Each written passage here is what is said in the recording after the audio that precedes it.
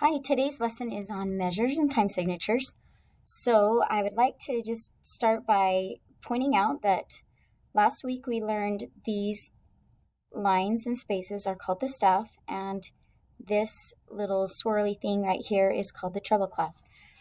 So the staff is a place where we put all the music and the rhythms.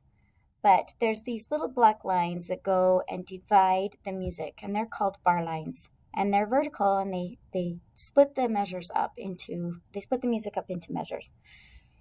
So right here, we just split this measure, this stuff, into two measures, okay?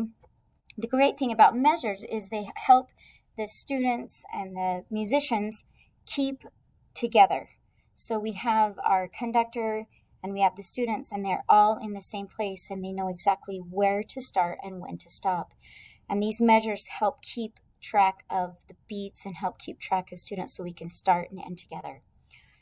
So let's talk about these funny little looking like numbers that look like fractions. So this one says 4 over 4, so that looks like a 4, 4, which you'd be thinking, oh, that's a whole. And then 3, 4, that looks like 3/4. Well, they're not fractions, they're what we call time signature, and they give us very specific information about the music. For example, this top number, this number 4, tells us that there's going to be 4 beats. 1, 2, 3, 4. This one tells us there's going to be 3 beats. 1, 2, 3. So the top number tells us how many beats. This bottom number is going to tell us what kind of note is going to get the beat. For example, this one, the 4, is in reference to the quarter note. So this time signature says there's going to be 4 quarter notes in the measure. Let's look at that. See, 4 quarter notes. This measure says it's going to be 3 quarter notes. And here you go, 3. So the bottom number always refers to some type of note. So we have whole notes, half notes, eighth notes, 16th notes, 32nd notes. We don't have fifth notes. We don't have seventh notes. So basically you just have to use the number that represents the notes. So for example, let's talk about 2 other ones. An 8 refers to an eighth note, and a 2 refers to a half note.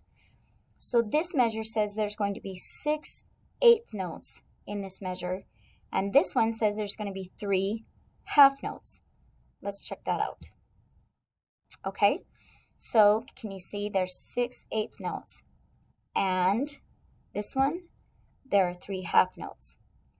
Now there's one thing that we need to discuss, and that is